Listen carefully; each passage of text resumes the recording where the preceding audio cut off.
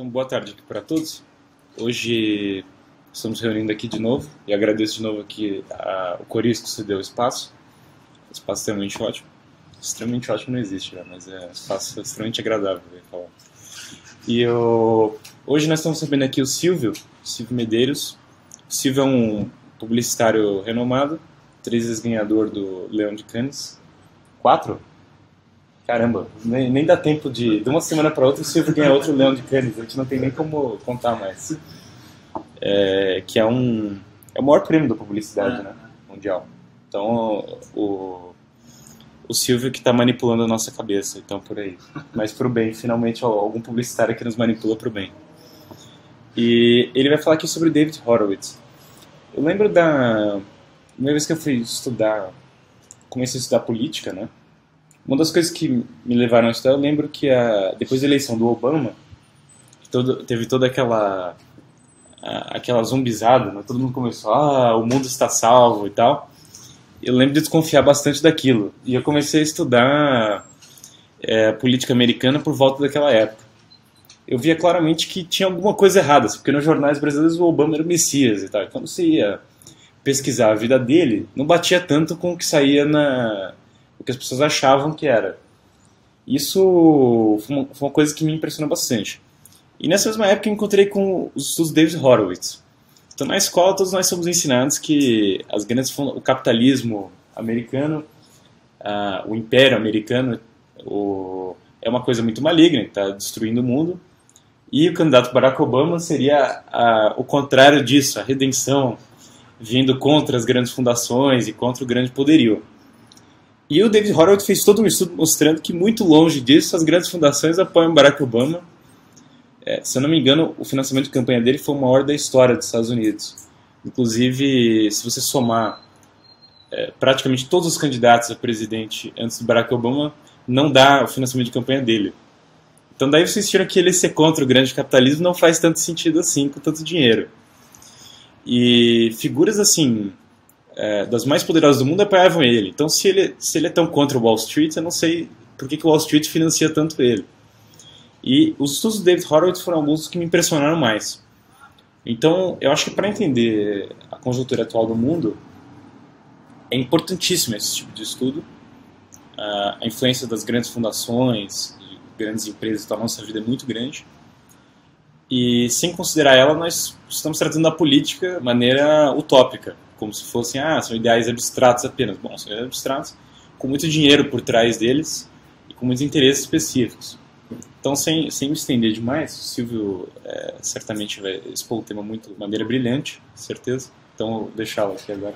Então, obrigado aí pela introdução do Guilherme. Eu sou um pouco mais humilde do que o Richard Dawkins, então eu não me auto-intitulo brilhante, como ele. Bom, eu vou tentar, na verdade, mais compartilhar com vocês um pouco do que eu estudei sobre a vida do David. Eu não divido completamente as minhas visões políticas e existenciais com o David, né? Não preciso nem me aprofundar muito nisso. Eu vou expor aqui as ideias dele, não necessariamente todas elas eu sou de acordo, mas eu vou tentar focar muito mais nas técnicas da arte da guerra política, né? Então, esse aqui, deixa eu mostrar aqui para a telinha, esse é o livro, né, que a gente vai falar um pouquinho hoje, David Horowitz, A Arte da Guerra Política. Esse livro, ele não foi publicado no Brasil, não é um livro que tem uma publicação traduzida no Brasil. Eu tive a sorte de conseguir um livro autografado do David. E eu vou contar então rapidamente para vocês, primeiro, um pouco da história, quem que é esse cara que a gente está falando, até para a gente entender o peso das palavras dele e o peso da visão dele sobre o jogo político nesse momento, né? Então, primeiro, o David Horowitz, ele nasceu em 1939, né? E ele é filho de pais comunistas. Os pais do David, ele dizia que o sonho dos pais dele eram viver como espiões nos Estados Unidos, né? Então estavam ali todos na Guerra Fria esperando um grande momento de choque entre Estados Unidos e União Soviética para então se mostrarem como verdadeiros agentes soviéticos dentro dos Estados Unidos, né? E o David, então, ele cresceu nesse mundo altamente ideologizado, né, pelo marxismo. E a infância dele toda foi basicamente a convivência com outras famílias que compartilhavam esses ideais comunistas junto com os pais de David Horowitz. Qual que foi a primeira grande... A gente vai ver aqui que o David ele teve dois grandes momentos de conversão na vida dele, conversão política, né? A primeira foi quando ele tinha 17 anos de idade. Então, em 1956, quando assume o sucessor de Stalin na União Soviética, o Nikita Khrushchev, o Nikita ele fez então um trabalho de denúncias ostensivas contra o reinado de Stalin que antecedia ele, né? Então ele começou a tornar público, quer dizer, algumas cartas e alguns documentos que eram secretos, que circulavam internamente dentro do Partido Comunista da União Soviética, que mostravam que no período dos grandes expurgos de Stalin, uma série de crimes foram cometidos contra o próprio povo russo, né? Então lá ele vai mostrar, enfim, os genocídios, os gulags, vai mostrar a maneira sanguinolenta que Stalin agia com os próprios partidários, né? As pessoas do próprio partido que ele teve que matar para se manter no poder. E esse Khrushchev Report, como foi conhecido, ele caiu como uma bomba no mundo ocidental, assim. Então, nesse momento, a gente vê na história uma série de comunistas se desfiliando de partidos comunistas, cada um em seu país, né? E lá nos Estados Unidos não foi diferente, né? Então, ali foi o momento da primeira conversão. O David ele tinha 17 anos e ali ele deixa de ser comunista e ele vai então se tornar um socialista mais moderno, como nós temos no dia de hoje, né? Então, o David ele foi um dos criadores da New Left nos Estados Unidos. A New Left, a nova esquerda, ela pretendia articular o marxismo original. Então eles desejavam um retorno às origens do marxismo, purificado dos crimes de Stalin e de Lenin. E a ideia dessa New Left era então você trazer muitos dissidentes dessas deserções em massa dos partidos comunistas do mundo todo, para um movimento que era visto como inofensivo, para um movimento que era visto como tolerante. De fato, eles gostavam muito de articular as ideias marxistas com economia de mercado, com ideias muitas vezes encaradas como neoliberais, mostrando realmente que essa era uma esquerda purificada, muito mais atraente e progressista mesmo, né?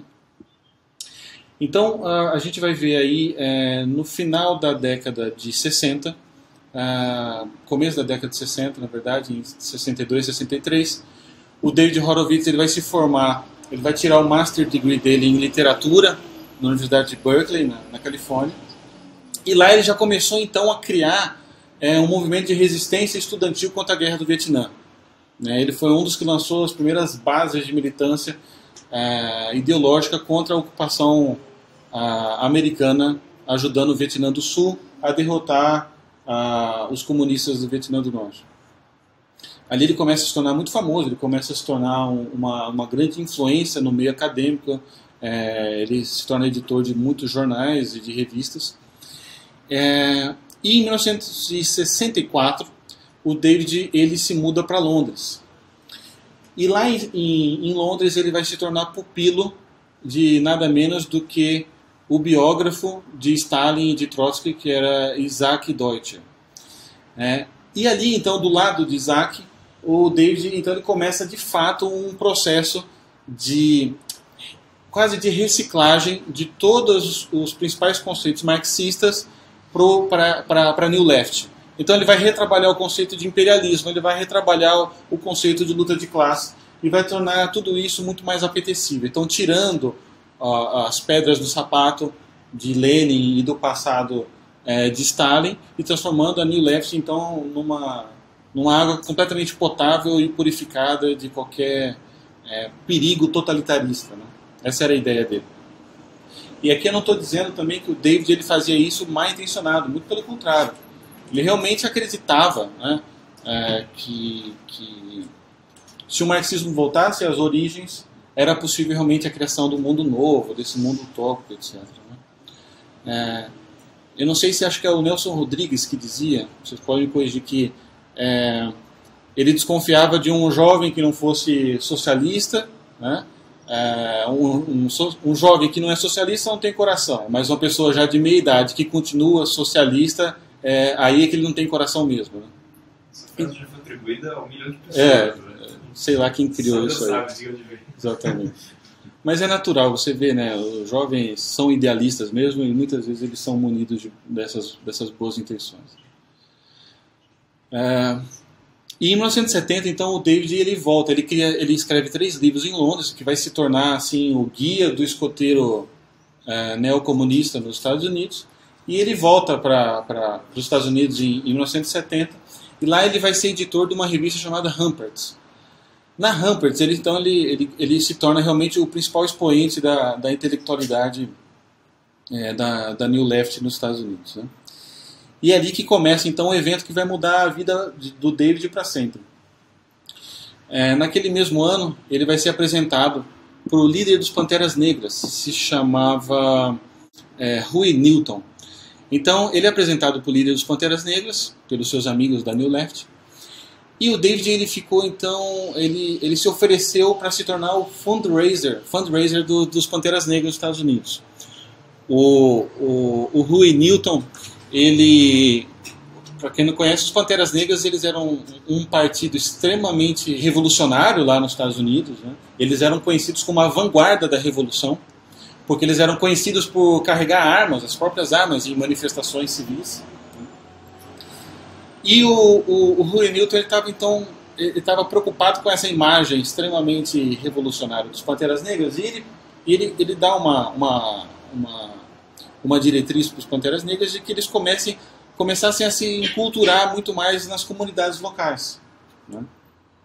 E rompessem um pouco com aquela imagem que eles passavam de perseguidos políticos e começassem realmente a ajudar as comunidades.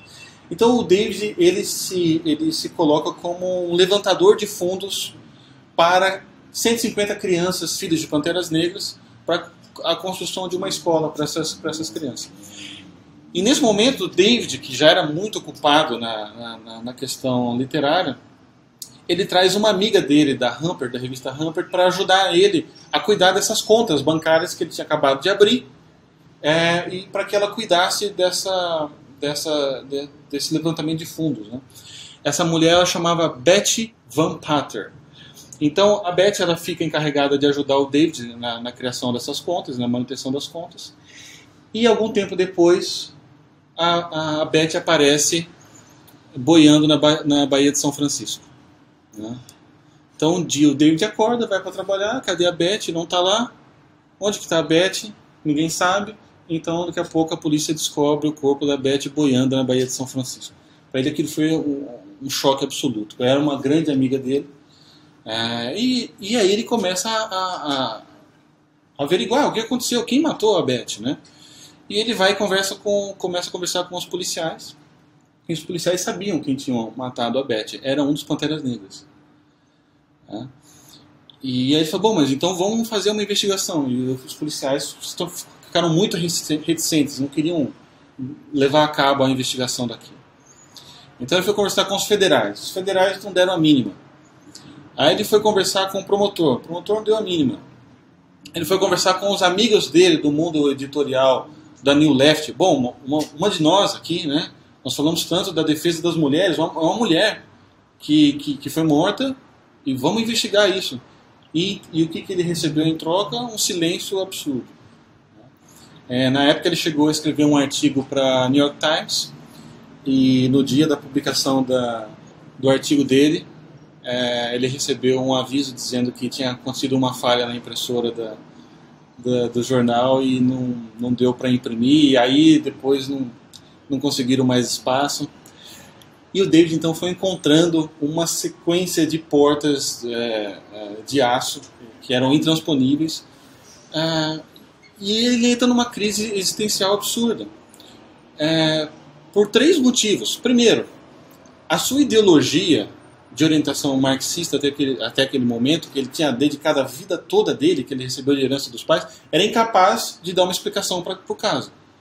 Porque ele construiu uma vida toda em cima de um futuro brilhante, um futuro onde todos são bem-vindos, um mundo igualitário, um mundo justo e fraterno, e de repente uma amiga dele é morta por um Pantera Negra, que é a vanguarda da revolução, por esse mundo brilhante, e os amigos dele, que se diziam ser os portadores da consciência social, se mostram sem qualquer consciência e sem qualquer peso na consciência por essa queima de arquivo.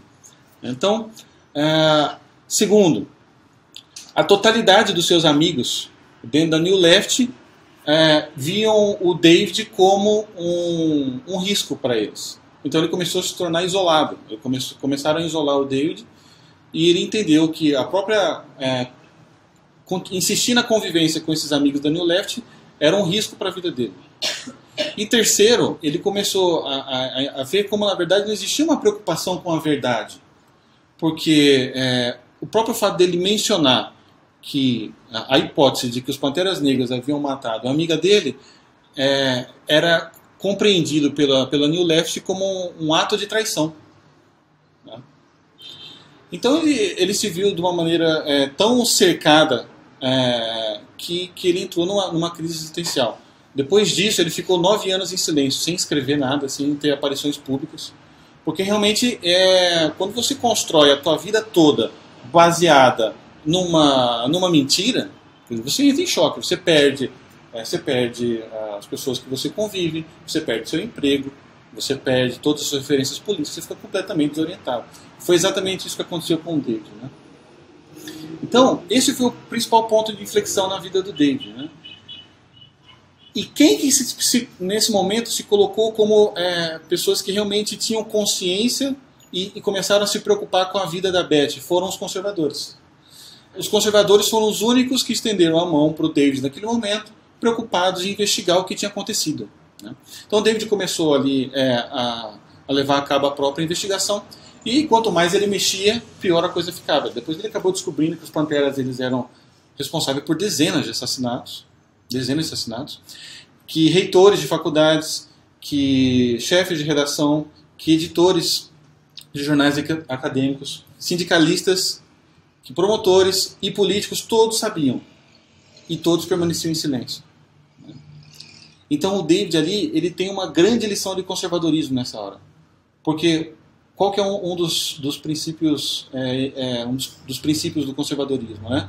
É a descoberta e a compreensão do que é o ser humano. E ali o David, então, ele rompe de uma vez por toda com Rousseau e com a ideia do bom selvagem, né? A ideia do bom selvagem de que o ser humano ele nasce bom e de que é a sociedade que o corrompe. E ali ele viu que era exatamente o contrário. Ele viu que eram pessoas extremamente más, que tinham piedade e misericórdia seletiva. Quer dizer, se você defende a minha visão, eu tenho misericórdia e eu vou levantar a minha voz ao seu favor. Se por um acaso você deu o azar de ser contra os meus princípios, tudo bem se você morrer. Eu não vou defender isso, mas também não preciso falar, eu não preciso fazer essa denúncia. Então ali ele entende exatamente o contrário. Que as pessoas realmente elas são dotadas de vaidade, as pessoas são dotadas de ganância, de ambições, de orgulho, e isso entra como, quer dizer, é um asteroide, né, em todo o bloco de convicções do David até então. E ali o David ele entende também que os Panteras Negras eles não eram perseguidos pela polícia porque eles eram perseguidos políticos. Não, eles eram perseguidos pela polícia porque eles realmente representavam uma ameaça às pessoas. Eles matavam pessoas. E foi isso que ele descobriu, né? E dando sequência a esses eventos que vão culminar depois aqui na arte da guerra política, a gente vai ter um outro fato que foi fundamental nisso, para essa queda dessa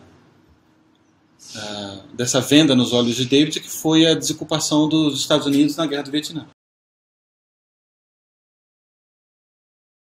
Da Guerra do Vietnã. Nós tivemos um massacre lá naquela região, pelos comunistas, né? Então, o Pol Pot, ele cometeu o genocídio de 3 milhões de pessoas. Na Indochina, houve o maior refúgio da história da região. Foram 2 milhões de refugiados numa região super pequena. Muitos morreram em balsas e em jangadas precárias que queriam fugir. O Vietnã do Norte começou a matar milhares de vietnamitas do Sul em campos de concentração que eles chamavam campos de reeducação. Então os vietnamitas do Sul que não se adequavam nos campos de reeducação eram simplesmente fuzilados. E ali o David ele começa a perceber que todos os amigos dele da New Left também se silenciaram sobre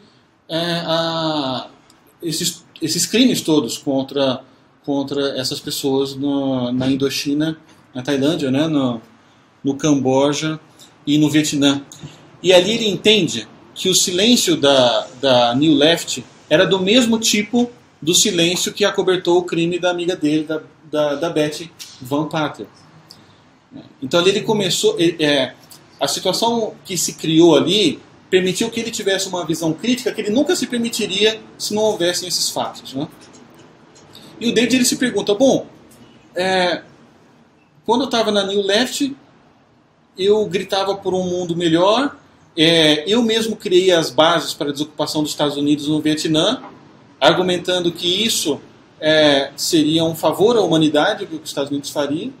Era uma questão de consciência e de justiça social, sair do Vietnã. E agora que os Estados Unidos saíram, ou seja, as ideias da New Left foram concretizadas, as consequências são 3 milhões de mortes por Pol Pot, outros 2 milhões de refugiados na Indochina e mais dezenas de milhares de mortes no Vietnã do Sul, e ninguém fala nada. Então, que diacho de consciência e justiça social é essa? O Eric Hobsbawm deu uma entrevista para uma revista literária nos Estados Unidos, onde o entrevistador colocou o Hobsbawm na parede e perguntou, olha, mas e se o Stalin tivesse criado aquele futuro brilhante prometido pela utopia? Você concordaria com os 20, 30 milhões de mortos? Aí ele diz, bom, se tivesse criado aquele futuro brilhante, sim, acho que os 20, 30 milhões de mortos seria justificável, né? Então, quer dizer, em nome de uma utopia, você mata, e se não der certo, não deu certo. Vamos criar um outro nome, então. Agora não vai ser mais marxismo, vai ser New Left, né? E essa foi a grande questão para o David, né? Ele fez um trabalho absurdo de transpor as ideologias marxistas para uma nova esquerda completamente purificada do totalitarismo, e daqui a pouco ele vê uma amiga dele imolada no altar da utopia. Né? E alguns anos depois ele vê 3 milhões de mortos pela utopia de novo. Quer dizer, nada havia mudado. Está no DNA do marxismo a inversão da lógica e o totalitarismo, né? e o extermínio das liberdades individuais. Né? Então, o David, como eu tinha dito, ele ficou 9 anos em silêncio. Na década de 80, então, o David, depois de uma grande período de catarse, né, de restart intelectual, ele teve que refazer a vida toda dele inteira. Ele cria, então, algumas frentes importantes de estudo políticos nos Estados Unidos. A primeira é a Freedom Center, David Horowitz Freedom Center, que eu recomendo que todos depois dê uma googada e procure. Ele tem um canal no YouTube com uma série de vídeos que são muito boas. Poder assistir o David Horowitz num confronto político é indescritível, né? Porque ele esteve do outro lado, ele sabe como eles pensam, ele sabe como que é o modus operandi, né, dos revolucionários. Ele criou também a Front Page Magazine, e ele criou também um instituto de apoio à liberdade estudantil. Então, recentemente ele fez de vez em quando ele faz uns relatórios, uns reports das universidades mais marxistas, mais socialistas, mais comunistas dos Estados Unidos, ele ranqueia. Na Califórnia estão concentradas as principais. E aí ele vai na Fox News, já foi na CNN, e lá ele coloca. Justamente porque ele entende que faz parte da liberdade acadêmica a apresentação de visões opostas e antagônicas. Se você elimina toda o estudo do conservadorismo, das bases da direita,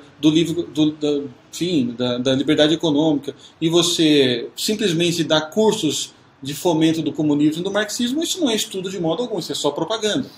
Como aqui no Brasil existem ainda em muitas universidades, né?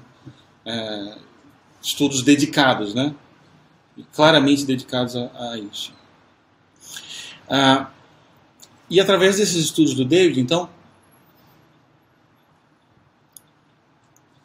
ele começa, nessas frentes novas de estudo que ele abriu, ele começa a mostrar para o público conservador, de direita, mesmo, enfim, libertários, que em alguns pontos são comuns ao conservadorismo e à direita, toda a ingenuidade dessa frente contra todas as técnicas de comunicação da esquerda e dos revolucionários, né? E no ano 2000, então, ele escreve esse livro, A Arte da Guerra Política, que é o tema da nossa conversa hoje, né? Então, qual que é a primeira ideia da arte da guerra política, né? A primeira ideia a arte da guerra política é que quem baseia a sua luta política na base da esperança da desistência do lado oposto vai morrer, com 100% de certeza. Se você entra no ringue, e lá no ringue você começa a acender vela e rezar para que o teu oponente tenha um ataque cardíaco ali, quem vai morrer é você, com absoluta certeza, né? E isso serve para qualquer ideia, para defesa de qualquer ideia, para qualquer plataforma política, enfim, para qualquer proposta. Por exemplo, uma pessoa que sai aí para defender, por exemplo, a liberdade dos pais para educar os próprios filhos. Se ele sai em campo para defender isso, esperando que o outro lado vá cair em contradição e vai ser visto negativamente pelo público, ele vai perder. Um religioso que sai debatendo com um neo-ateísta militante, esperando que ele vai se mostrar antipático ao público e isso garante a vitória dele, ele vai perder. Um conservador que espera que a esquerda crie caos e destruição e isso seja a principal prova de que as propostas dele são ruins, ele vai perder. E vai perder sempre, está destinado à derrota eterna. Então, porque é guerra, né? Isso é simplesmente isso, guerra política. Né? Nós vivemos um campo de guerra política e guerra cultural absurdo. E aqui também, acho que vale uma autocrítica também aos conservadores e à direita brasileira, por frequentemente hostilizarem o seu público e o seu eleitorado por votarem consistentemente em revolucionários, em esquerdistas e em pessoas que querem aparelhar o Estado. Não é infrequente você ver pessoas de direita dizendo assim, o eleitor tem o político que ele merece. Isso é muito injusto e é um tiro no pé. Porque você está chamando o cara que vai colocar você ou não no poder de burro. Então, o principal tiro no pé que se pode dar num campo político é você dizer que a pessoa que precisa endossar a tua proposta é uma pessoa burra. Eu diria que o eleitorado brasileiro ele é muito mais vítima da covardia dos conservadores e dos direitistas do que da ousadia dos esquerdistas e dos revolucionários. Se a gente for dar uma olhada na recente história da República, né, da Nova República, desde Getúlio Vargas você não tem realmente uma plataforma conservadora e de direita política no Brasil consistente, militante e agressiva no cenário político. Né? Getúlio Vargas inaugurou ali uma forma populista, fascista de se governar que se perpetuou por décadas no Brasil. Né? Existe esse mito, né, de que a ditadura brasileira foi uma ditadura de direita, mas Tudo bem, você pode dizer que existia um desejo de revolução esquerdista e então houve uma contra-revolução dos militares para impedir isso. Mas tira o discurso e olha os fatos, olha o que aconteceu durante a época da ditadura militar. O governo de direita conservador vai inchar o Estado a esse ponto, de sair criando estatal e se arrogando no dever e na missão de substituir os empresários no próprio país. Isso não é uma plataforma de direita conservadora em nenhum lugar do mundo. No Brasil, a ditadura militar foi de direita e criou 200 estatais. Na ditadura militar supostamente de direita no Brasil, um dos ministros da Fazenda foi nada mais nada menos do que Delfim Neto, um dos maiores especialistas no Capital e na obra de Marx no Brasil. Na época em que Delfim Neto foi ministro da Fazenda, o Brasil teve a sua economia, a produção industrial brasileira, ela foi centralizada nas mãos do Estado na casa de 70% a 80%, que é um índice muito maior do que alguns países da União Soviética, que tinham muito mais liberdade de mercado do que aqui. Bom, eu me lembro quando eu era criança, e realmente os carros no Brasil eram realmente uma coisa deprimente, né? E quando o Collor disse que o brasileiro andava de carroça, era verdade, o brasileiro andava de carroça. Então, existia, obviamente, uma liberdade de exploração comercial na indústria do automóvel no Brasil, mas era entre 3, 4 empresas, Fiat, Ford, GM, eles criaram lá a Auto Latina e pronto. Quer dizer, não tem ameaça, um mercado completamente fechado. O Brasil é um dos países mais protecionistas do mundo. Quem foi que instaurou a política do divórcio no Brasil? Que em nenhum lugar do mundo é uma política conservadora e de direita. A ditadura militar. Né? Quem foi que criou a lei que permite ao Estado a desapropriação de qualquer pedaço de terra no Brasil? Foi o PT? Não foi o PT. Foi a ditadura militar. Uma lei do Jango que eles adaptaram. Né? Exatamente. Né? Então depois, quando você vê o PT e o PSDB colocando em prática ações que são realmente, aí você fala, isso aqui é agenda esquerdista mesmo, desapropriação de terra e tudo mais, eles só estão colocando em prática algo que os militares prepararam para eles. Né? E depois, quando houve então a direta já, e a gente teve a sequência ali de Sarney, Collor, Itamar, Fernando Henrique, Lula e Dilma, quem desses realmente deu oportunidade de que os direitistas, os conservadores tivessem voz ativa em qualquer coisa no Brasil? Né? Nenhum deles. Então, é muito cômodo para a direita e para os conservadores olhar e falar assim, bom, o brasileiro merece o presidente que tem. Né? Quando eles mesmos se retiraram, se acovardaram completamente do debate político e da guerra política e deixaram a ocupação nas mãos dos seus opositores, das pessoas que divergiam das suas ideias. Né? Então, esse é o primeiro fundamento do David Horowitz na arte da guerra política. Você não pode hostilizar as pessoas que podem colocar você numa situação de poder político. Né? Então o David ele divide a arte da guerra política em 6 princípios. Tá? Quais são eles? Vamos lá. Primeiro princípio, a política é conduzida por outros meios. A guerra política é conduzida por outros meios. O que significa isso?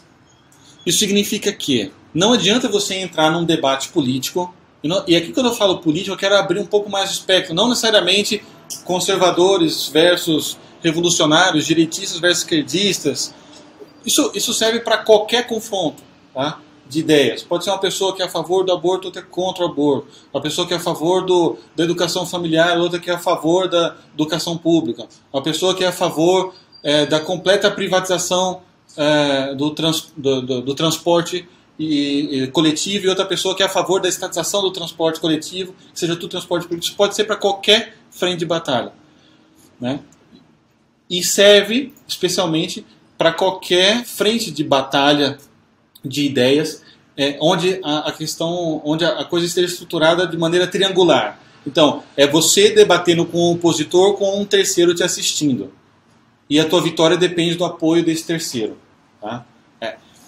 Nada disso aqui vale para o tete a tete. Se você vai almoçar com um amigo seu que é comunista, que é, sei lá, ele tem uma divergência de 180 graus a tudo que você pensa, você não precisa usar nada disso.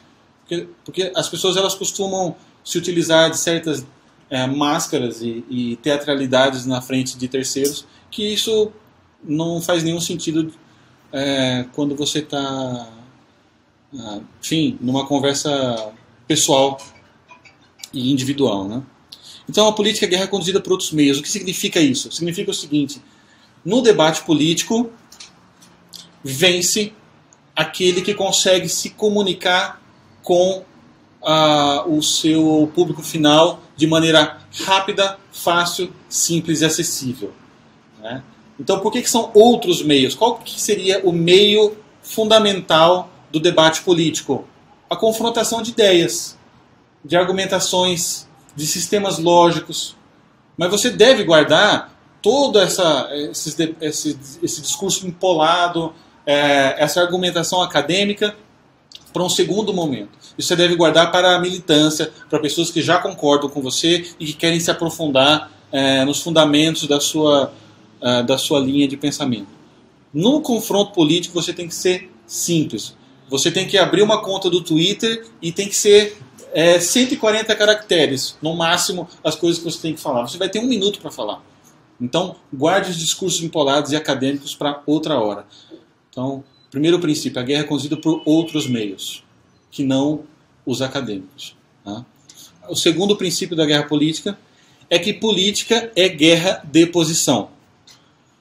E aqui vale muito a pena a gente pensar numa imagem de um campo de batalha. Num campo de batalha, só existem 2 possibilidades de posição. Ou a pessoa é amiga ou a pessoa é inimiga. Ponto. Né? Não quando são guerras do Oriente Médio, que aí realmente você não sabe quem que é amigo, inimigo, porque são tantas alianças e coalizões. Quando você está a favor de um lado, aí você descobre que esse cara tem aliança com uma pessoa que você odeia, enfim, não é o caso aqui. Mas, de geral, as batalhas elas têm só 2 figuras. Ou ela é amiga ou ela é inimiga. No debate político você precisa se posicionar rapidamente como amigo do teu público. Né? Se você não se posicionar como um amigo do seu público, você vai ser enquadrado como um inimigo do seu público. Simples assim. E a esperança de que você não será enquadrado como inimigo do público não garante que você não será depois rotulado de um ultrafundamentalista, extremista, de extrema ultra-zaguilhão direita. Né? Isso não garante nada. Você ficar em silêncio e não se enquadrar como um amigo do teu público não vai garantir que o teu inimigo não vá te enquadrar como um inimigo. Né? Qual que é a razão disso, dessa guerra de posição? Muito simples. Imagina você é um refugiado, tá? No meio do deserto, você está com tua esposa e um filho no colo. E aí você avista na frente uma batalha. Tem 2 lados. Você não sabe qual dos 2 lados garante maior taxa de sobrevivência para você e para sua família ou não. Então como é que você vai analisar? Através das posições que eles assumem. Então você vai olhar a bandeira. Então você vai ver, bom, esse lado aqui tem umas bandeiras muito vermelhas, são muito sangrentas. O outro lado tem bandeira branca, azul, me parece um pouco mais amigo. Né? Se você descobre que um desses lados é a favor de uma limpeza étnica, que eles são contra minorias étnicas, que são contra judeus, são contra cristãos, enfim, estupram crianças e mulheres, e do outro lado você vê lá como no final da Vida é Bela, você vê uns tanques passando e outras crianças dando tchau para os americanos, fala, meu, é esses caras que eu quero estar, eu quero estar lá desses caras. Então as pessoas elas vão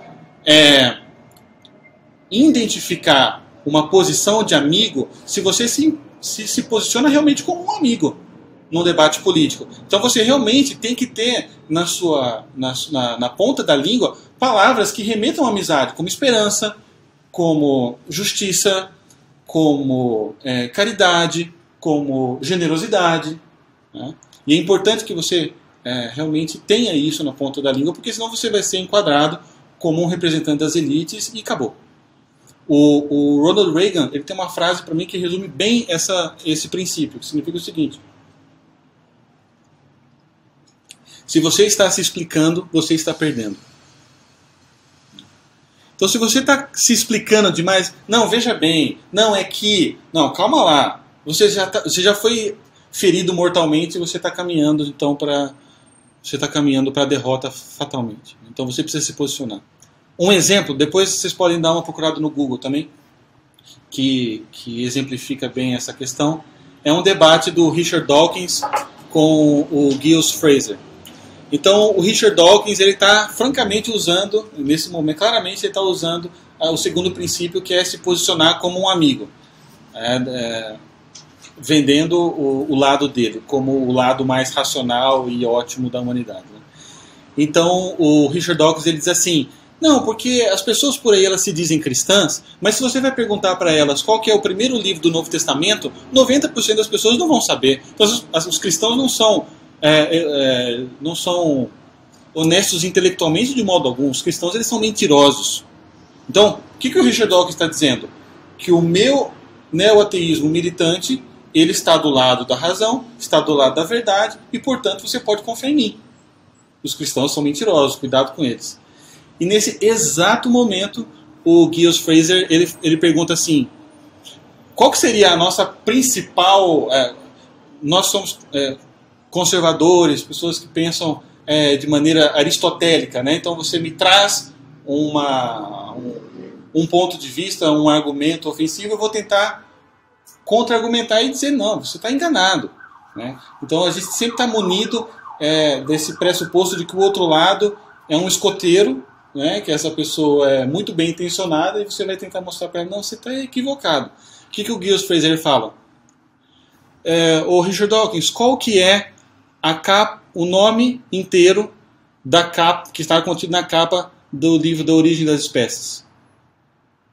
E o Richard Dawkins, a origem das espécies é a Ba, a Bi, a Bu, né? E aí o Giles Fraser então arrasa e diz assim: bom, você está dizendo que as pessoas que não sabem qual que é o nome do primeiro livro do Novo Testamento são cristãos que se dizem cristãos são mentirosos, né? Sendo 90% da população. Então o que a gente pode dizer do Papa de Charles Darwin, que é você, e que é a pessoa que mais defende o darwinismo social, cultural no mundo, e você não sabe o nome da capa do livro, não é nem o primeiro livro do Novo Testamento de uma Bíblia que tem dezenas de livros, é só a capa do principal livro teu, que você não sabe o nome. Então eu posso julgar então que você é um mentiroso, um inimigo da racionalidade, e você é um falso, e acabou o assunto, e aí acabou mesmo. Então, quer dizer, na guerra de posição, se você se explicar, você morreu, você aceitou o golpe. Então você precisa devolver o golpe na mesma medida. Nessa hora, como que o Giles Fraser se posicionou? Ele se posicionou como uma pessoa verdadeira, do lado de pessoas verdadeiras, e o Richard Dawkins como um propagador da mentira e da desonestidade intelectual. O terceiro princípio é, na guerra política, o agressor geralmente vence. A tradução agressor, às vezes soa um pouco maquiavélica demais para nós. Mas eu traduziria para os nossos ouvidos brasileiros como o combativo geralmente vence. Não é a pessoa que sai por aí agredindo os outros, mas é a pessoa que é munida de gana e de espírito combativo. Né? E aí a gente volta para a imagem da batalha. Se você vê os dois lados se degladiando e um dos lados não tem a menor vontade de ganhar, você não vai lá pedir proteção para os caras que estão perdendo. Ninguém gosta de ficar do lado de uma pessoa que perde o tempo todo. Então você precisa se posicionar como uma pessoa de fibra e extremamente combativa. Porque esperar o golpe politicamente é pedir para morrer. Né? E aqui também a gente tem, voltando na guerra da posição, a vantagem de você se posicionar primeiro no debate, de ser literalmente a primeira pessoa a falar, é que você escolhe o terreno da batalha, que é uma vantagem absurda. Né? Então, quando você escolhe o terreno da batalha, você já escolhe os argumentos que te garantem a vitória. Né? E é capaz de definir o teu oponente como um inimigo das pessoas. Então, qual que é o quarto princípio? A posição, essa posição que eu tenho falado aqui, ela é definida por emoções gêmeas, medo e esperança. Então é muito simples. A pessoa que é portador da esperança vence. A pessoa que é portador do risco e do medo, ela perde. Simples assim. Né? E nesse princípio aqui, a gente tem um exemplo muito educativo para nós, que foi a política brasileira desde a direta já. Ali a gente começa a entender realmente como os partidos de esquerda começam a entender esse princípio fundamental da guerra política, que é a portabilidade da esperança e o enquadramento do opositor como portador do medo.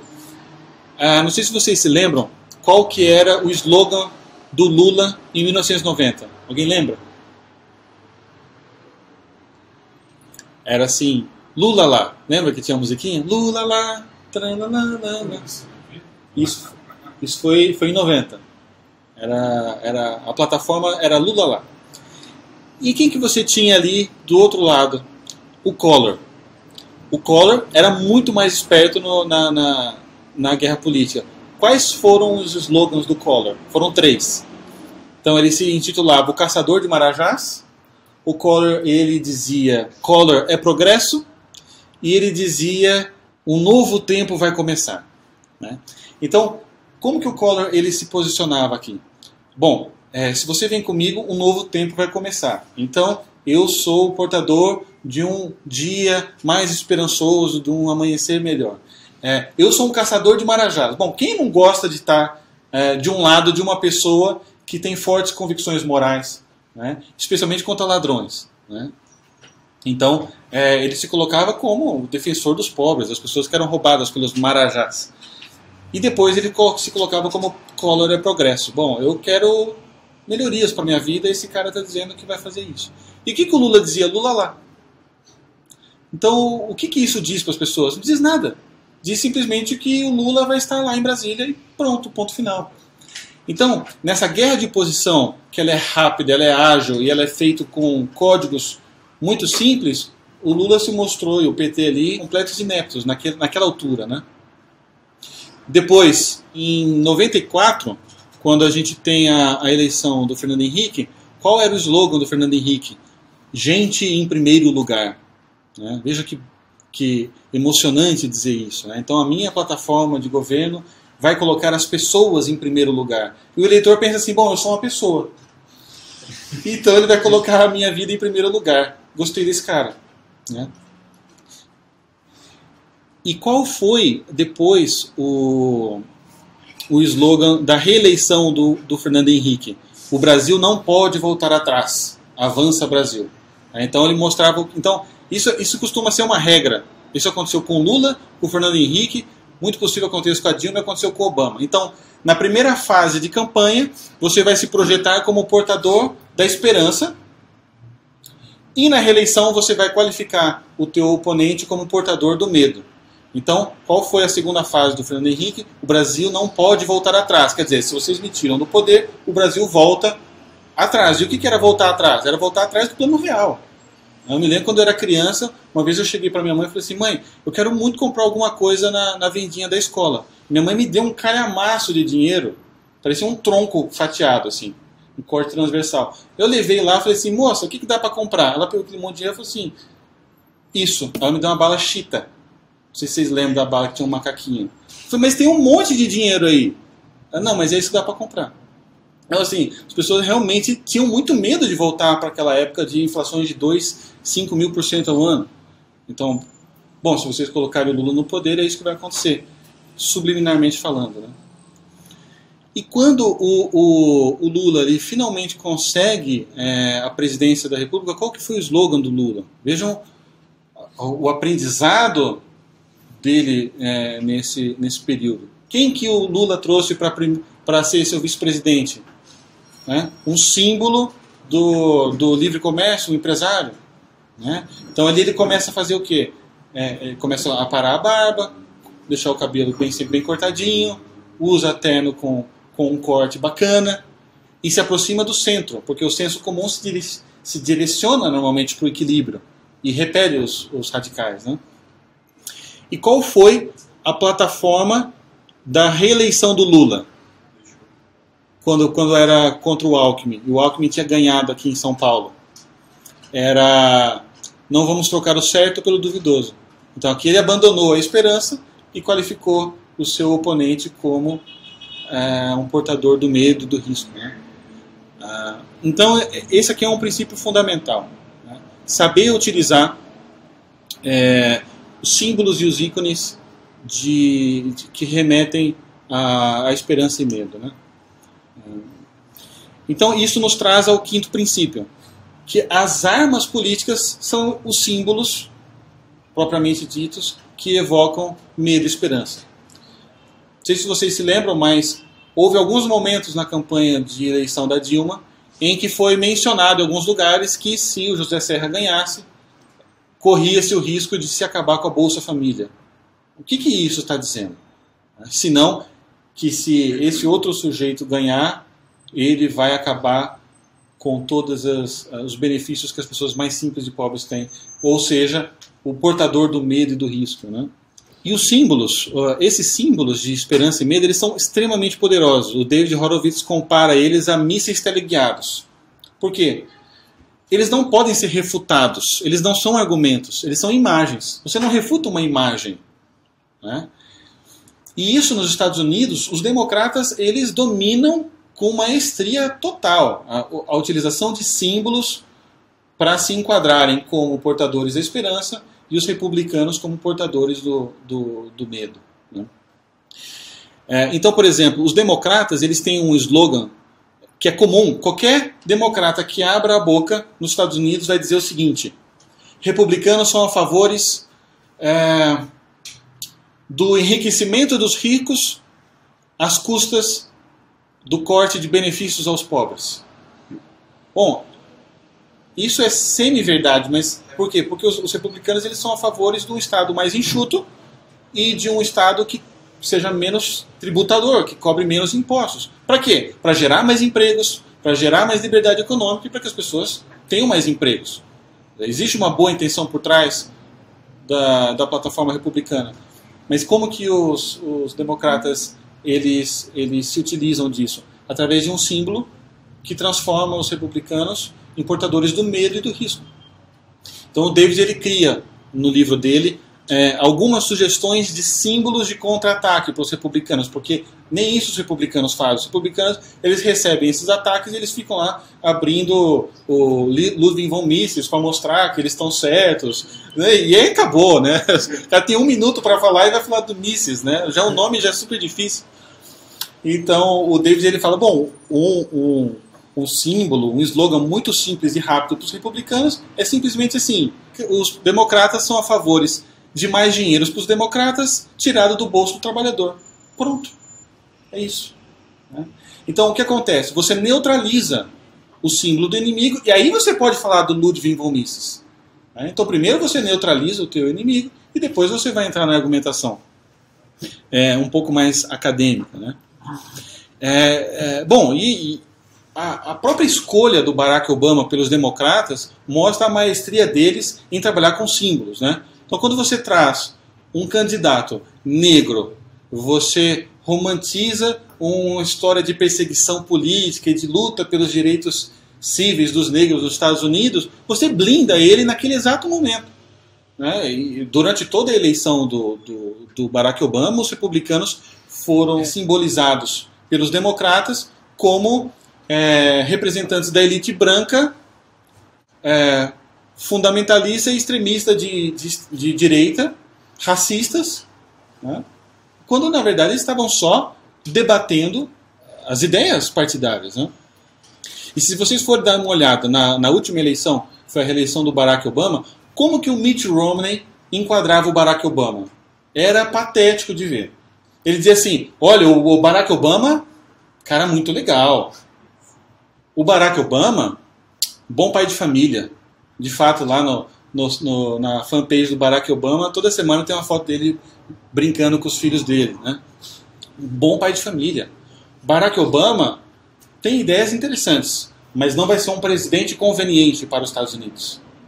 E como que o Obama enquadrava o Mitt Romney? O Mitt Romney, ele é o pior cara na Terra desde Mussolini.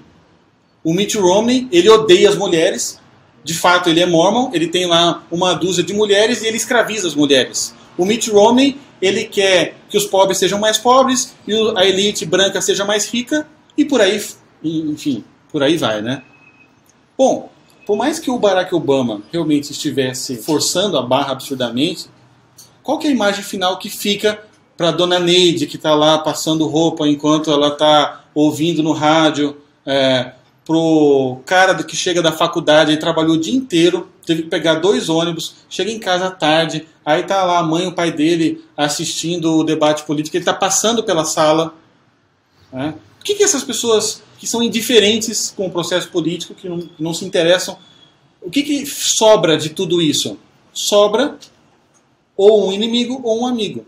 Ou, mesmo que eu não me enquadre como um amigo, o fato de eu posicionar o outro como um inimigo do povo já basta para eu saber que esse cara é meu amigo. Né?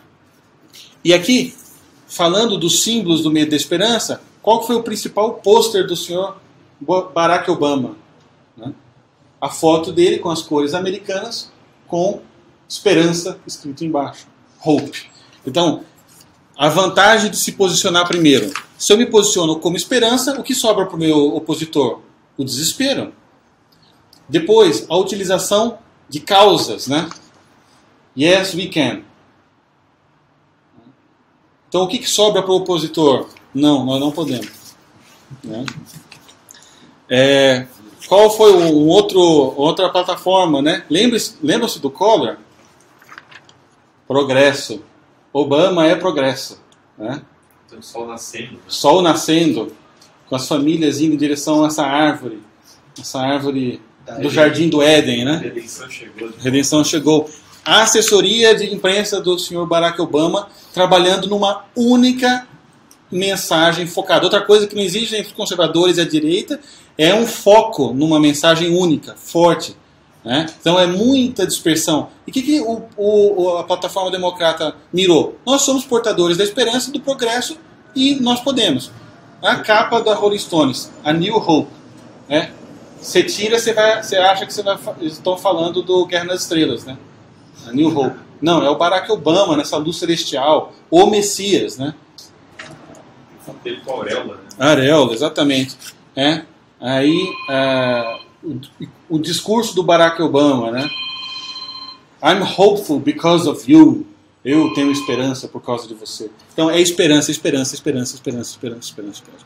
Bom, isso tem um efeito acumulador na consciência das pessoas, né? Por mais que eu não saiba o que esse cara está dizendo, o cara se posiciona como meu amigo, né? Bom, e isso nos leva para o último princípio, que é a vitória fica do lado do povo. Então, o Yes We Can, ele é uma plataforma que se posiciona do lado do povo. E isso aqui é, para mim, o principal abacaxi na mão dos conservadores e da direita, no mundo inteiro. Porque os conservadores e os direitistas, eles são a favor do quê? Principalmente, né, da responsabilidade individual. Então, cada pessoa é responsável pelo próprio destino, pelo próprio sucesso. Nós não dependemos do Estado, de benesses coletivistas para fazer a nossa vida. Né? Então, a responsabilidade da felicidade da minha vida está na minha mão. É isso que os conservadores direitistas defendem. E o que os esquerdistas revolucionários eles defendem? Eles defendem uma culpa social e um favorecimento coletivista para as pessoas mais simples, mais pobres, mais desfavorecidas. Bom, se você está na rua e uma pessoa fala assim, quer R$1, aí você vai falar o quê? Me dá, né? Então, se um movimento político ele se coloca de maneira expansionista, a custas de aumento de tributos a favor dos mais pobres, dos mais desfavorecidos, através da distribuição de vouchers, de stamp foods, como o Obama faz, ou de bolsa isso, bolsa aquilo, o que as pessoas vão fazer? Vão falar não? Não, vão receber. Sempre dá para comprar alguma coisa com algum dinheiro. Né? E esse é o grande problema, porque isso cria uma arapuca imediata para as pessoas que são a favor da responsabilidade individual. Então, por exemplo, o Bill Clinton, ele criou no governo dele uma dessas arapucas que foi: nós precisamos de mais dinheiro para a educação. Eu quero aumentar o dinheiro para a educação porque o mundo e os Estados Unidos só vai continuar sendo líder e transformador do mundo pela educação. Precisamos de mais dinheiro. Aí encaminhou o projeto de aumento de tributo para o governo, para a Câmara. E aí o que os republicanos eles fazem? Eles caem, mas como coelhinhos inocentes na jaula. E o que eles fazem? Nós somos contra o aumento de tributos. E eles falam: então vocês são contra a educação. Então vocês são contra que crianças carentes tenham oportunidades na vida. Né? Aí o que acontece? Acontece aquilo que o Ronald Reagan diz: se você está explicando, você está perdendo. Não é bem assim. É porque se você aumentar o imposto, a gente vai gerar mais pobreza. E aí acabou. Eles são contra a educação e ponto final. Então, o que os republicanos deviam fazer numa situação dessa? Eles deviam dizer: não, nós queremos muito mais dinheiro para a educação. O Bill Clinton, você é muito avarento. Você está querendo dar $1 bilhão para a educação, vamos dar $20 bilhões. Mas é o seguinte, vamos fazer com que esses 20 bilhões sejam através de corte de gastos públicos, através de corte de benesses fiscais, porque os governistas estão vivendo bem demais, eles são muito ricos. E o que vocês colocam? Vocês colocam do lado do povo. O povo não quer políticos ricos, sendo sustentados pelo dinheiro que sai do bolso deles. Mas eles querem educação. Né? E se você coloca dessa maneira, o que acontece? Os democratas vão dizer assim: não, nós somos contra o corte de gastos públicos. Os republicanos podem dizer assim: não, vocês são contra a educação. Quer dizer, então no fundo, tudo no final se resume na maneira como você coloca as coisas nessa visão triangulada. Eu tenho que falar no debate público pensando em como isso vai atingir o meu eleitorado, como isso vai atingir o meu público final. Então, como que os republicanos, os democratas, aliás, os esquerdistas revolucionários, eles se colocam nos Estados Unidos e no mundo? Nós somos a última esperança que fica entre os representantes das elites, que são a direita e os conservadores, e entre as mulheres, os negros, as crianças, os pobres e os idosos. E isso muitas vezes vai soar como verdade. No Brasil, por exemplo, você vê alguns poucos pontos de criação de pensamento de direita vindo de quem? De pessoas que são riquíssimas. Quando você vê lá, às vezes, o Fórum da Liberdade, Instituto Milênio, são gente podre de rico. O que essas pessoas comunicam para as pessoas mais pobres? Aí eles vão lá e fazem um stand mostrando a casa com tributação alta e a casa sem tributação. A casa com tributação alta é uma favelinha. A casa sem tributação é uma casa muito legal. Só que quem que vai entrar lá? Que pobre que vai entrar lá para ver esse stand? Se ele tem um valet park na entrada. Então, eles vão enquadrar os direitistas, os conservadores, os liberais, como pessoas que são representantes da elite. E o que acontece? Os representantes das elites não precisam de ajuda do eleitorado de modo algum, porque eles já são ricos o suficiente. Então a vitória está do lado de quem? A vitória está do lado do povo. Se os conservadores, se a direita não conseguir amarrar as suas propostas políticas em atos concretos que beneficiem as pessoas mais simples, mais desfavorecidas, ela nunca vai chegar ao poder. Nunca. Isso nunca vai acontecer. E a coisa ela chegou num tal modo que hoje nós temos um monopólio da benfeitoria na esquerda. Né? Então a esquerda ela faz propostas muitas vezes escabrosas, né? E se uma pessoa se coloca como contrária, a reação natural dela é assim: como você ousa se opor a isso, seu branco representante das elites? Né? Poxa, mas isso não é verdade. Né? Então, inclusive existe um livro que eu trouxe aqui, eu não tenho o livro, mas eu tenho a capa do livro, que chama Who Really Cares? Que é um livro que foi escrito pelo Arthur Brooks, onde ele faz um estudo científico mostrando quais são as pessoas que realmente são mais interessadas no bem-estar das demais. E ele chega numa conclusão do livro dele que é: os cristãos conservadores doam até 100 vezes mais do que os esquerdistas e do que os defensores da expansão do governo, né? Então, assim, a gente não precisa ter medo de dizer que a direita se preocupa com os pobres e os conservadores se preocupam com as minorias, porque isso é verdade, né? E muitos são religiosos, são munidos de motivações cristãs e sabem que eles precisam fazer caridade, eles precisam de obras também, né? Esse estudo é interessante do Arthur Brooks, porque ele, quando começou, ele queria provar o contrário, né? Exatamente. Ele fez o estudo para provar o contrário. Quando ele começou a estudar, ele entrou em desespero, assim, e depois terminou e aceitou a realidade. Exatamente.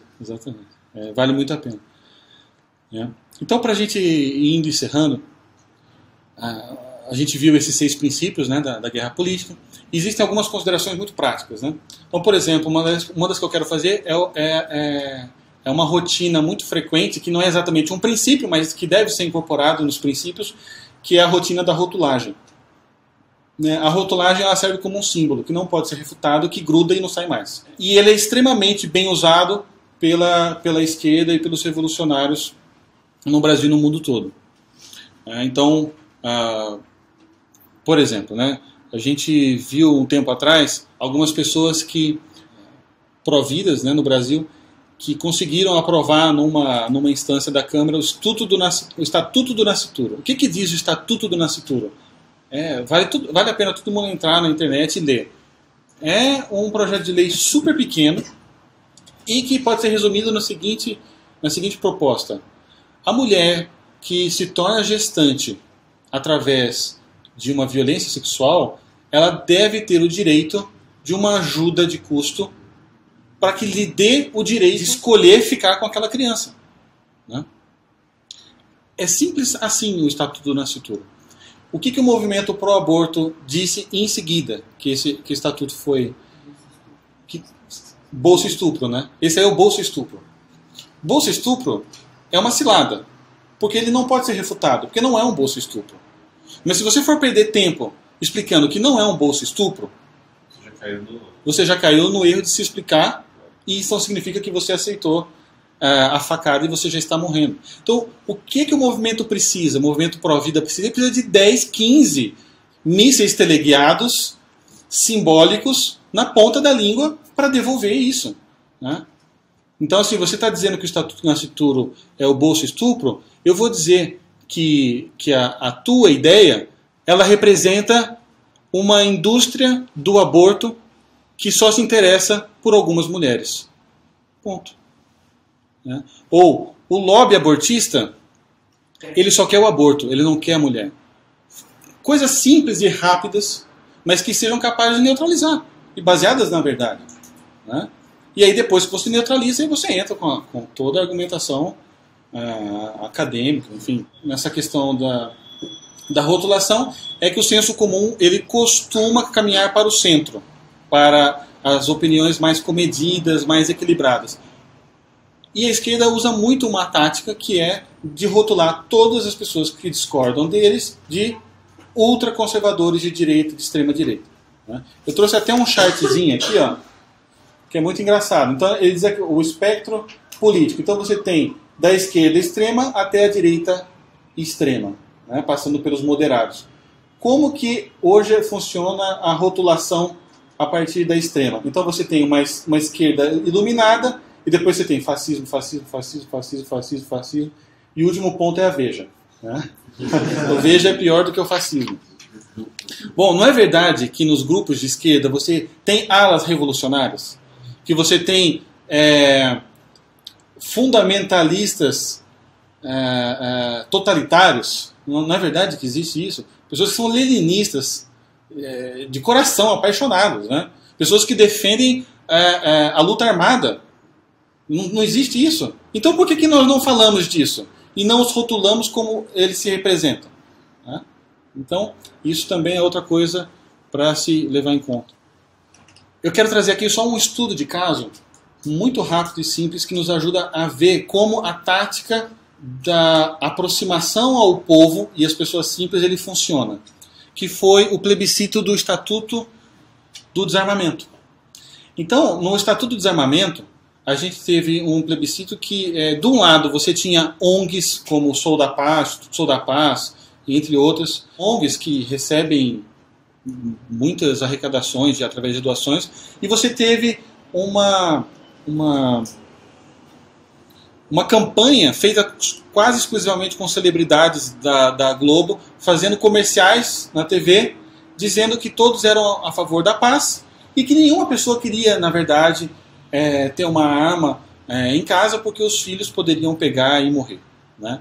Então, e eles tinham muito dinheiro, os filmes eram muito bem feitos, e você tinha, do outro lado, as pessoas que eram a favor do direito de posse de arma, do direito à legítima defesa. Os comerciais eram toscos, super pobres, mas eles chegaram num argumento que garantiu a vitória para eles, que foi o seguinte, que foi só guerra de posição e a vitória está do lado do povo. As celebridades que estão na TV dizendo pelo desarmamento total são as mesmas pessoas que moram em prédios com 38 seguranças e que só saem de casa com carros blindados e seguranças armados. Enquanto as pessoas simples e pobres, especialmente as pessoas que moram em regiões rurais, essas pessoas elas não têm dinheiro para ter segurança privada. Se eles pegam o telefone e ligam para a polícia não vai chegar nunca, e essas pessoas vão estar nas mãos dos bandidos. E as pessoas simples e as pessoas mais desfavorecidas e que estão muito aquém do processo de debate político, elas entenderam isso, se identificaram. Poxa, é verdade. Os ricos eles têm como se defender, eu não tenho. Nessa época teve uma propaganda, acho que ela passava na Band, que era bem mal feita, mas era muito legal, que era uma imagem de uma zebra correndo, e vinha um leão por trás, e catava a zebra. Era de Discovery Channel que foi tirado mal feito. E aí vinha uma tela branca e falava assim, desarmamento, com interrogação, defenda-se. Exatamente. Era só isso. E você teve a criação de alguns cartazes também, que foi muito bom, que era assim, o pessoal começou a dizer, bom, então, a gente só quer fazer uma alteração nessa lei do Estatuto do Desarmamento. As pessoas que votarem a favor do desarmamento, elas são obrigadas a colocar uma placa na casa delas, na frente, dizendo assim, a minha casa é completamente desarmada.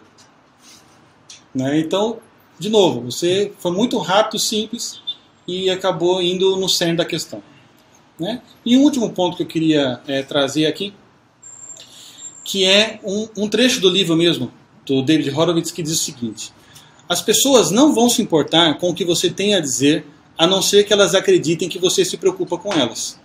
A arte da política é persuadir as pessoas que não te conhecem e que você jamais vai conhecer, a não ser por símbolos e frases de efeitos que você se importa com elas.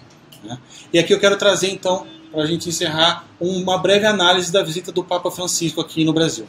Né? Todos sabemos que a mídia, a grande imprensa brasileira, ela é extremamente hostil à Igreja Católica. Né? Extremamente hostil. E era muito hostil ao Papa Bento. O que o Papa Francisco fez quando veio para o Brasil? Ele fez todos os pontos desses princípios da guerra política. Ele se posicionou a favor do povo, ele se posicionou a favor dos mais fracos, dos mais desfavorecidos. Ele se utilizou de símbolos que comprovavam isso e de gestos concretos que mostravam a força e a coerência das ações. Então o Papa Francisco, na verdade, ele é um grande professor. Acho que fazia décadas que nós não vimos uma pessoa que sabia tão bem trabalhar com as armas do debate político como ele. Então ele vem para o Brasil num avião comercial. Ele chega no Brasil e desce do avião segurando a própria maleta, como as pessoas comuns, as pessoas simples que vão para o trabalho todo dia de manhã. O Papa Francisco ele vai na favela, ele entra na casa de uma pessoa que mora na favela, que nem católica mostrando a sua tolerância, toma um café junto com os evangélicos. O Papa Francisco ele se mete no meio do trânsito caótico no Rio, abre a janela num Fiat Idea, sem blindagem, coloca a vida dele em risco. Depois do atentado do Papa João Paulo II com a Ariarca, nenhum Papa pode descuidar da segurança. Né? E não, mas ele colocou ali a vida dele em risco, a segurança em risco, para estar próximo das pessoas. Ele quer estar próximo, ele quer tocar, ele quer beijar aquelas crianças. Né? Então isso tem um poder simbólico mais forte do que qualquer mídia hostil. Isso tem um poder de penetração absurdo. Quer dizer, por mais que você coloque lá o Leonardo Boff para narrar a chegada do Papa Francisco, as pessoas vão gostar mais do Papa Francisco do que do Leonardo Boff. Porque eles estão vendo. Né? Então, isso nos traz o seguinte, né? Ou eu trabalho a minha plataforma, as minhas ideias políticas de uma maneira que se aproxime de verdade com as pessoas, que mostra a elas que você é um deles, que você se importa e que você está fazendo, ou você nunca vai sair do discurso ou do teu blogspot.com. Nunca vai sair de lá. Né? É preciso transpor as tuas ideias políticas de uma maneira que beneficie as pessoas. Porque no final das contas é sobre isso que é política. A política é a forma mais alta da caridade. Então supõe-se que as pessoas no debate político também estejam munidas de intenções de caridade, de fazer coisas boas. Né? Então basicamente é isso, gente. Não sei se alguém tem alguma pergunta. Eu queria também fazer uma menção que é o seguinte. Apesar do livro da Arte da Guerra Política não estar traduzida no Brasil, existe um blogueiro muito interessante que chama Luciano Ayan, que traduziu 80% do livro e colocou no blog dele. Né? Então qualquer um pode ter acesso. Se digitar lá A Arte da Guerra Política, Luciano Ayan, você vai ver esse livro, boa parte dele traduzido. O Luciano, ele tem um trabalho muito interessante. Ele é um ateu, mas ele é um ateu com muita honestidade intelectual. Frequentemente você vê ele, inclusive, defendendo cristãos contra truques de neo-ateístas como Richard Dawkins, que não tem honestidade intelectual nenhuma. Então depois vale a pena dar uma olhada. Não sei se alguém tem desejo de fazer alguma pergunta.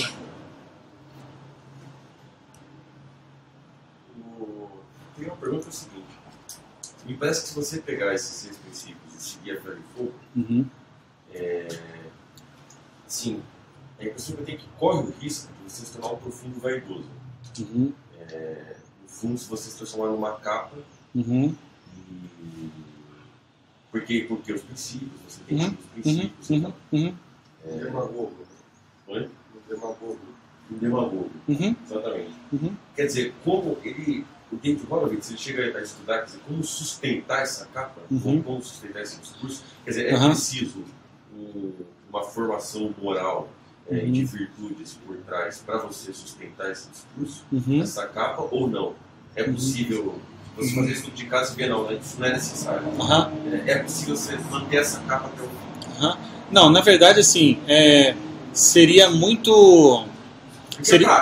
Sim, seria uma interpretação muito, muito, muito triste do trabalho do David Horowitz, a transformar esses princípios dele numa arte e se transformar em um demagogo. Porque, na verdade, o que acontece? Por isso que eu quis também trazer a história do David Horowitz. O David Horowitz entendeu que a New Left que ele havia criado tinha transformado esses princípios em instrumento de demagogia. A própria existência desse trabalho dele é fruto de uma indignação com a demagogia. Né? Na verdade, a ideia da utilização desses 6 princípios é uma ideia de formação técnica para o debate político. Né? É óbvio que se você começar a usar esses princípios como uma capa de demagogia, em algum momento você vai ser pego. E aí você coloca em risco, enfim, uma plataforma inteira. Né? Então, por isso que eu trouxe também, quis trazer esse breve estudo de caso do Papa Francisco. Né? Se não for pego, pior ainda. Né? Você é mentiroso. Exatamente. O Papa Francisco ele sabe usar muito bem o fato de estar do lado das pessoas, os símbolos de esperança. Ele sabe usar muito bem os símbolos em si mesmo. Né? Hoje em dia muitas pessoas não sabem o que significa um sinal da cruz, mas elas sabem o que significa andar num Fiat Idea com a janela aberta num local com 3 milhões de pessoas. As pessoas conseguem entender a simbologia de usar uma hóstia em Roma confeccionada por uma prisioneira em Buenos Aires, que ele usa. As pessoas entendem isso. Né? Mas, veja, a força do Papa Francisco está em usar os princípios em coerência com um projeto de vida. Né? Então, e uma coisa que é interessante é o seguinte, nós não precisamos ter o medo de que isso caia em mãos erradas. Isso já está em mãos erradas. Nós precisamos agora usar isso nas mãos certas. Né? Talvez uma minha observação e uma pergunta. Você falou de Lula em 1990, falou disso coisa que me chama a atenção. Falou do Collor. Esses outros têm tido um aparato, acho que, de agências, tantos. Isso. Mas uma coisa que me chama a atenção, de 90 para cá, principalmente, o único presidente que se colocou como adversário político na frente deles foi um só, Fernando Collor. Por que será que os outros, quer dizer, a ingenuidade de tudo, porque você pode ver, ele até fisicamente, tudo, o único que se coloca como adversário político. Até eu acho que, eu sou partidário a ele, e muito menos aos outros. Mas até eu acho que na última eleição, se Serra se coloca como adversário político de Lula no começo, ele tem ganhado a eleição, então, eu acho que ele tem ganhado a eleição. Só se ele se colocasse como adversário político. O Collor se colocou como adversário político, de tudo.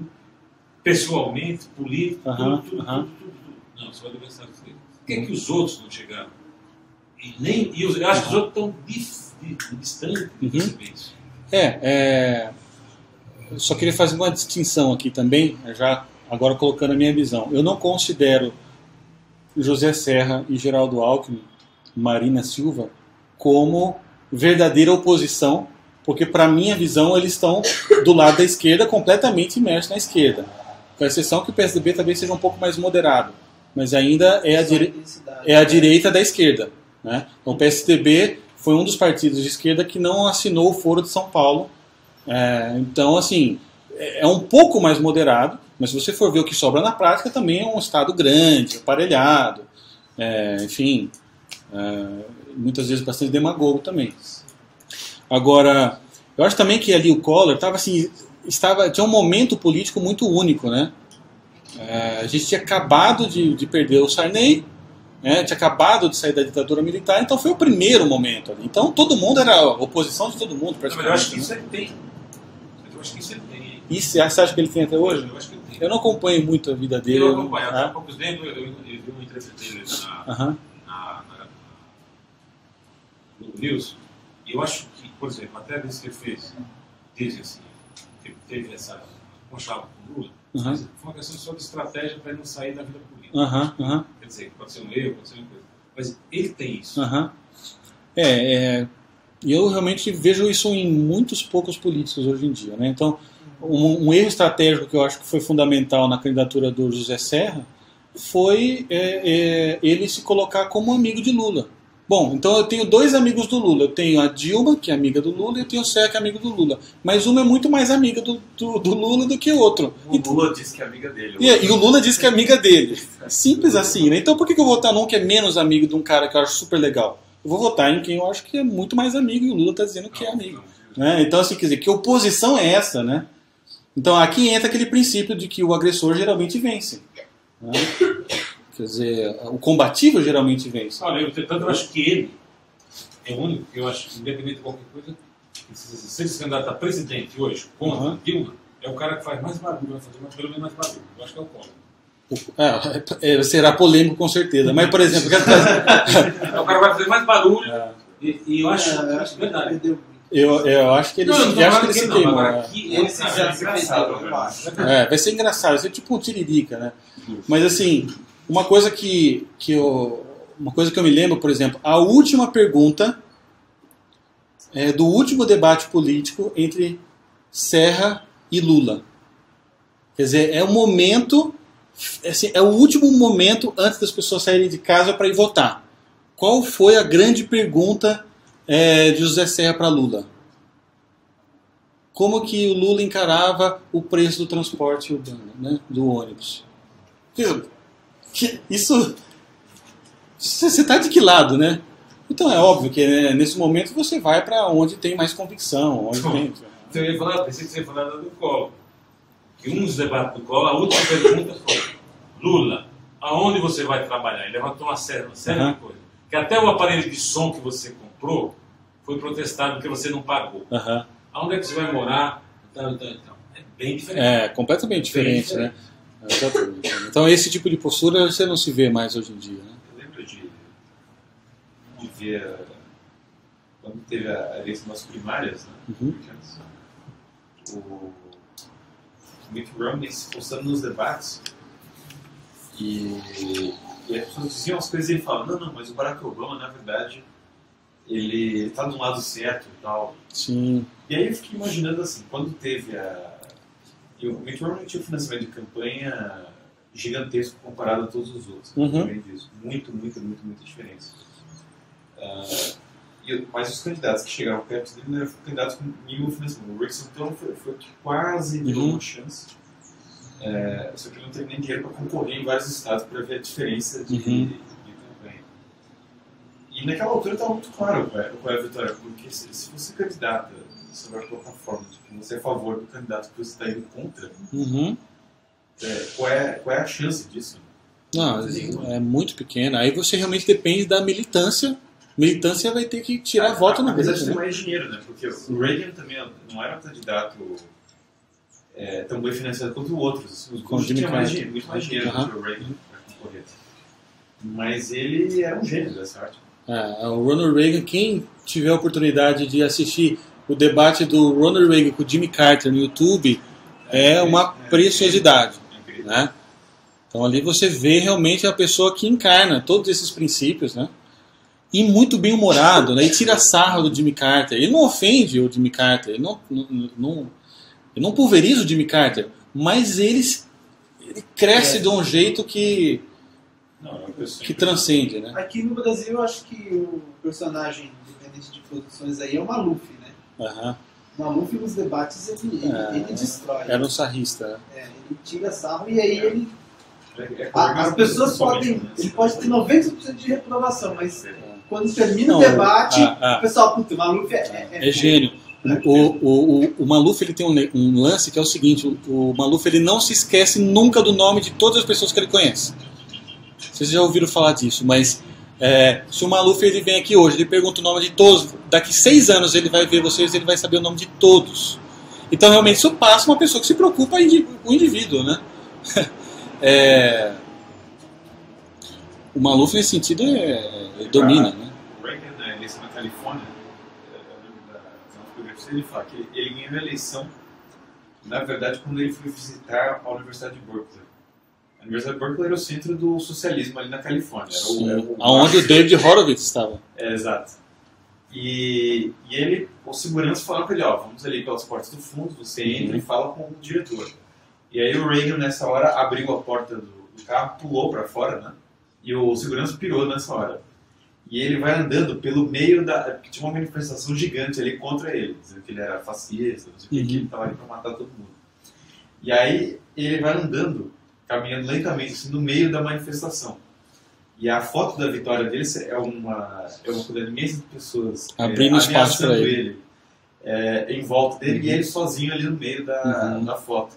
Pois é. E aquela foto foi a foto estampando a vitória dele para governador da Califórnia, que era uma coisa pensada para uma pessoa das posições dele, inimaginável, uma coisa muito estranha.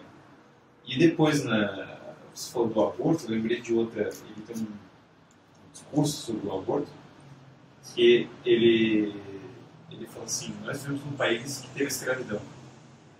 Então, como nós podemos viver de novo se algumas pessoas podem escolher quem vai viver e quem vai morrer? Então, nessa hora, todos os adversários dele, que totalmente desarmados, né? Sim, exatamente. O que você faz com o discurso desse? No fundo, está correto. Claro, exatamente.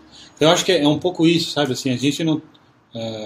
os conservadores, pessoas de direita, religiosos, eles não têm que usar os princípios da guerra política para criar uma capa, né? A capa já está aí por aí.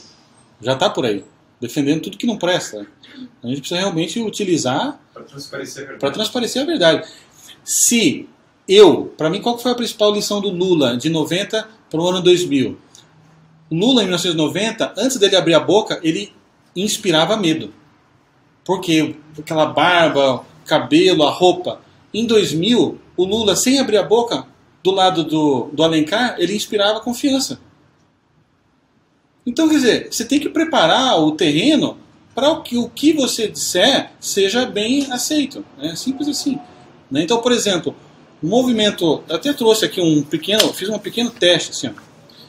O movimento, um dos principais ataques, né, que o movimento Pró-Vida recebe é de que o movimento Pró-Vida é constituído pela elite branca, por homens brancos que nunca vão se engravidar, e por religiosos, fanáticos. Aí você entra lá no Facebook e digita Pro-Life. Aí olha só o que vem aqui, ó. Então vem assim, ó.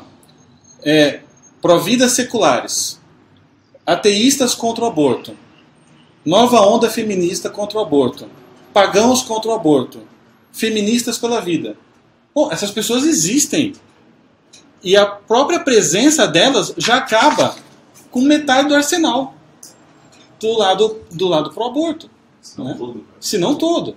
Então, por isso que a genialidade de usar o Barack Obama como primeiro presidente negro, né? Se você não votar no primeiro presidente negro, você é racista.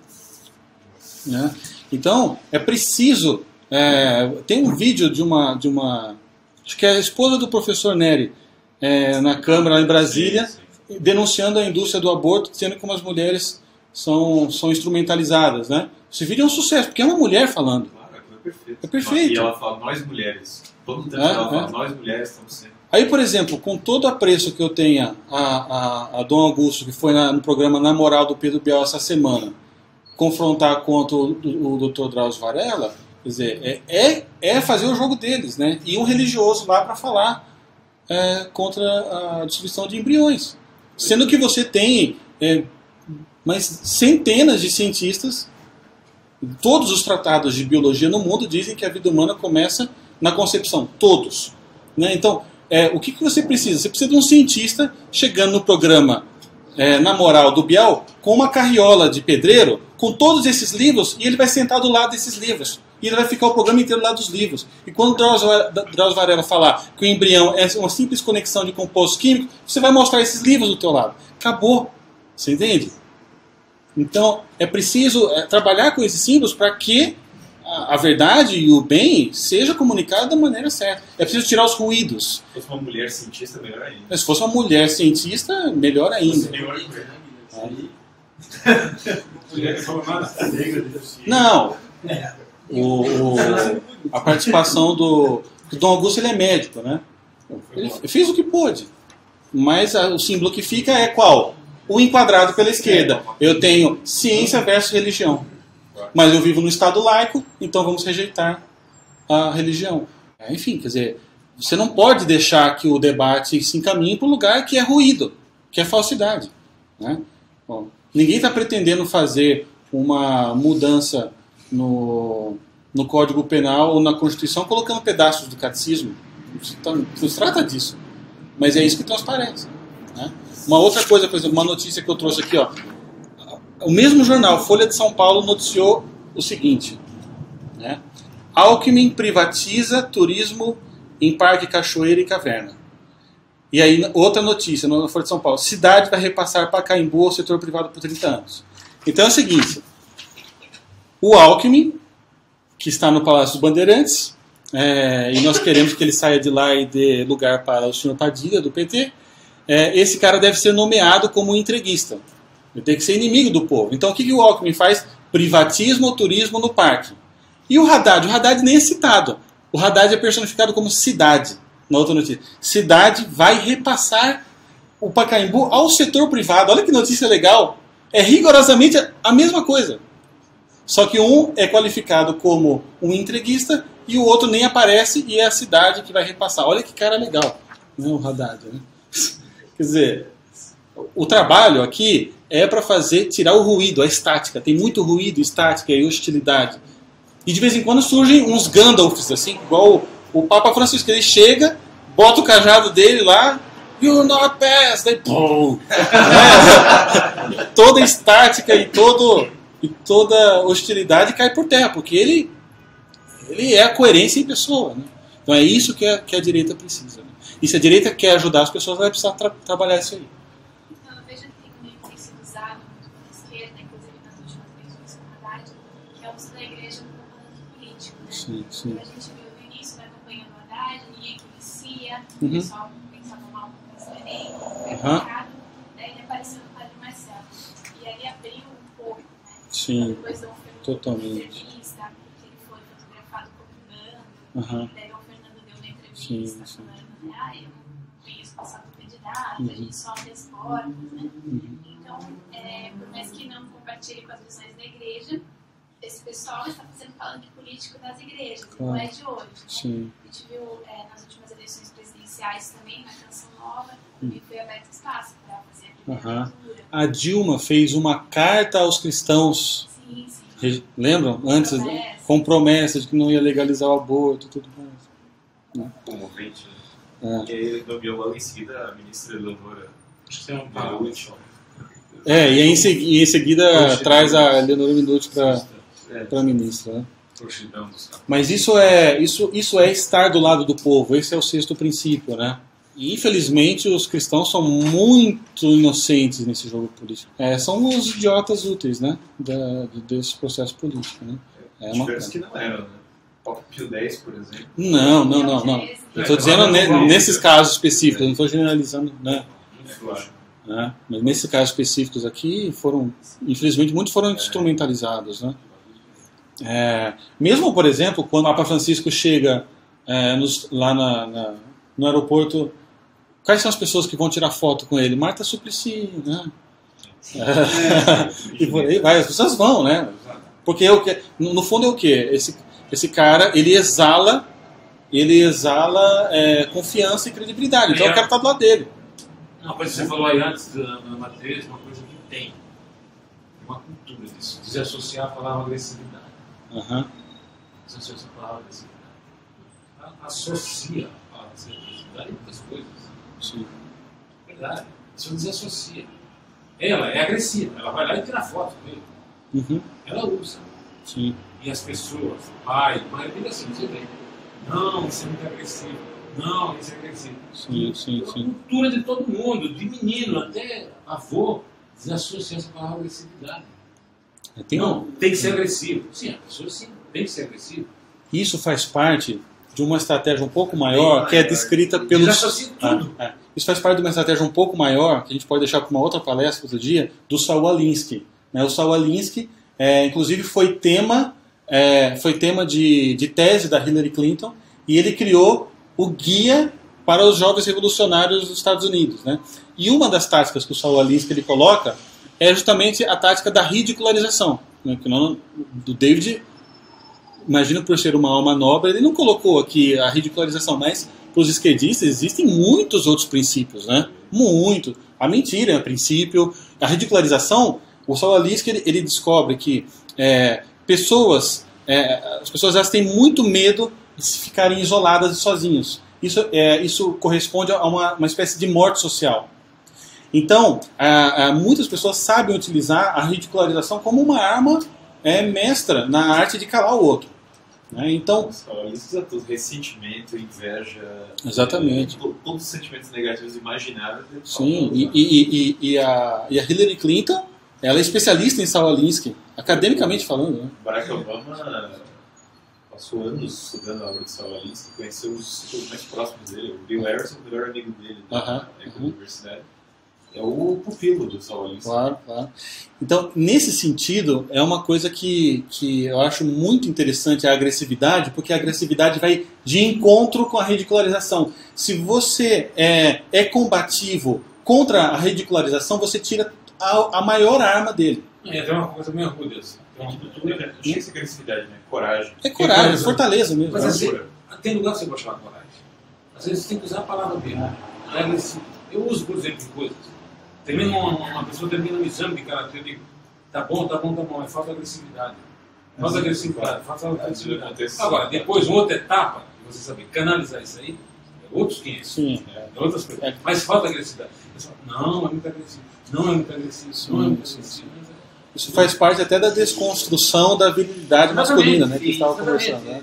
Você ridiculariza aquilo. Exatamente. Né? Então, todo mundo no fundo, é a ideia de Rousseau lá do bom selvagem. Né? Todas as pessoas são boas, todas as pessoas são honestas. Não, imagina, essa pessoa jamais faria o mensalão. Isso aí certamente teve alguma coisa boa por trás. Né? É um medo absurdo de encarar a realidade. Né? Então, vamos encerrando aqui. Eu agradeço a a todos aí pela paciência, né?